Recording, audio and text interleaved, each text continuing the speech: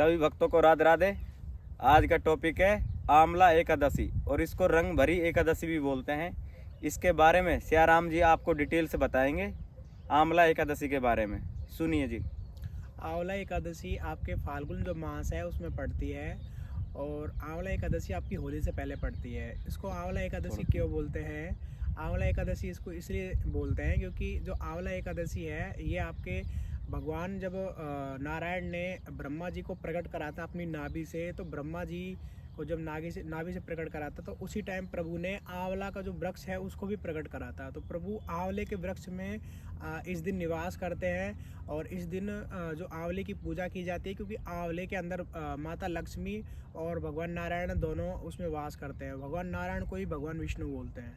ठीक है, जो आंवला एकादशी है वो आपका अभी जो आपकी होली आ रही है उससे पहले पड़ेगा ये। ठीक है, तो ये आपका 9 मार्च को पड़ेगा, 9 मार्च को पड़ेगा ये, और आपका 7:45 से स्टार्ट होगा मॉर्निंग से, और दूसरे जो नेक्स्ट डे है 10 तारीख है ना, 10 मार्च, तो 7:45 पे ख़त्म होगा, यानी पूरा 24 घंटा आपका। समझ रहे हो आप? तो आंवला जो एकादशी है, एकादशी का पूरा जो मतलब कि थॉट प्रोसेस है, पूरा का पूरा एकादशी क्यों मनाया जाता है उसका मतलब यही है कि आपको प्रभु के प्रति सरेंडर करना, मतलब भगवान के प्रति भक्ति भाव रखना, इसके लिए एकादशी का पूरा महत्व है। ठीक है, और एकादशी आंवला जो एकादशी है आपको धन धान्य से संपूर्ण करने के लिए भी है आंवला एकादशी का महत्व, क्योंकि इसमें माता लक्ष्मी और नारायण जी की पूजा की जाती है, और जिनको भी धन की कमी रहती है उनको आंवला एकादशी जरूर करनी चाहिए और विधि पूर्वक करनी चाहिए। किसी भी तरीके की तामसिक जो चीज़ें हैं आपकी उनका सेवन नहीं करनी चाहिए। तामसिक चीज़ें क्या होती हैं आपकी? प्याज, लहसुन और बहुत ज़्यादा तीखा जो मतलब अगर आप खा रहे हो तो वो नहीं खा सकते हो आप, है ना। बहुत ज़्यादा आप किसी भी मांसाहार या शराब का सेवन नहीं कर सकते हो। इन चीज़ों से आपको दूरी बना के रखनी पड़ेगी। बहुत ही ज़्यादा सात्विक भोजन आपको करना पड़ेगा और बहुत ज़्यादा मतलब आप भोजन नहीं कर सकते हो पूरा दिन आपका। एकादशी का मतलब ही यही है कि आपको मतलब कि भजन करना है और ऐसी चीज़ों को मतलब सेवन करना है, ऐसी चीज़ों का भोजन करना है जिससे आपका जो शरीर है वो चलता रहे और भोजन मतलब भगवान का भजन होता रहे और भोजन पर आपका ध्यान हटे।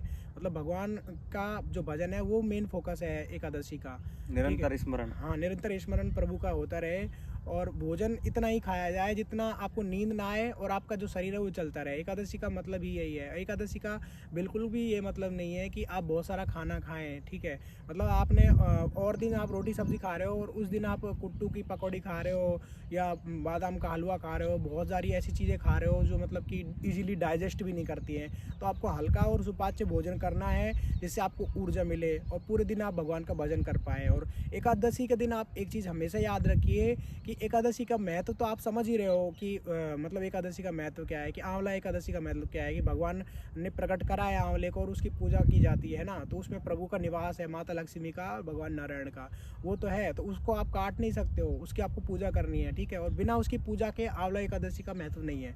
आपको आंवले की पूजा करके ही उस एकादशी को करना है, अदरवाइज उसका महत्व नहीं है। आप इस चीज़ को समझिए, है ना। दूसरी बात क्या है? दूसरी बात यह है कि आंवला एकादशी के दिन आप अगर कुछ भी गलत करते हो, कुछ भी मतलब अधर्म करते हो या किसी भी जीव को परेशान करते हो, तो उसको आपको दुगना जो है पाप आपको देखने को मिलेगा। ठीक है, आपके जीवन में वो चीज़ ऐड होगी, दुगनी आपको परेशानियाँ देखने को मिलेंगी। और जितना आप पुण्य करोगे या जितना दूसरों को सुख पहुँचाने की कोशिश करोगे तो उसका भी आपको दुगना फल मिलेगा। तो बहुत ज़्यादा ज़रूरी है कि एकादशी के दिन किसी भी तरीके की गलत एक्टिविटी या कुछ भी आप कर रहे हो उसका आपको ध्यान रखना पड़ेगा। बहुत ज़्यादा ज़रूरी है ये। और एकादशी का मतलब ही यही होता है कि आपको भगवान के प्रति सरेंडर करने के लिए और आपके जीवन में जो भी कमियां हैं उनको दूर करने के लिए एकादशी है। आपको देखिए सांसारिक चीज़ें भी आपको प्राप्त हो जाएंगी एकादशी से, मतलब आपको धन धान्य और पुत्र और भी सारी जो चीज़ें हैं उनके लिए भी एकादशी बहुत अच्छी है। और आपको अगर आध्यात्मिक उन्नति करनी है, ईश्वर की ओर जाना है, तो उसके लिए भी एकादशी बहुत अच्छा है। तो दोनों के लिए है वो। ठीक है, संसारिक प्राणियों के लिए भी है और जो भगवान को प्राप्त करना चाहते हैं उनके लिए एकादशी अच्छा है। पर ठीक है। कोई भी व्रत करने से पहले आप एक बात अवश्य याद कर लें कि व्रत भगवान को प्रसन्न करने के लिए किया जाता है, भगवान का स्मरण करने के लिए किया जाता है। कि और भगवान का स्मरण करें तो एक प्रेम भाव से करें और अपना पूरा जीवन या पूरा दिन समर्पण से ही करें, जिससे भगवान प्रसन्न हो सके और एक अनुकृपा आप पे बनाए रखें। तो वीडियो को एंड करते हैं। अगली जो वीडियो है वो महाशिवरात्रि पे होगी और महाशिवरात्रि के बारे में बताएंगे कि क्यों मनाई जाती है, क्या उनके पीछे कथा है। तो अगली वीडियो में मिलते हैं। Thank you. ठीक है भाई, राधे राधे सब राधे भाई। सभी।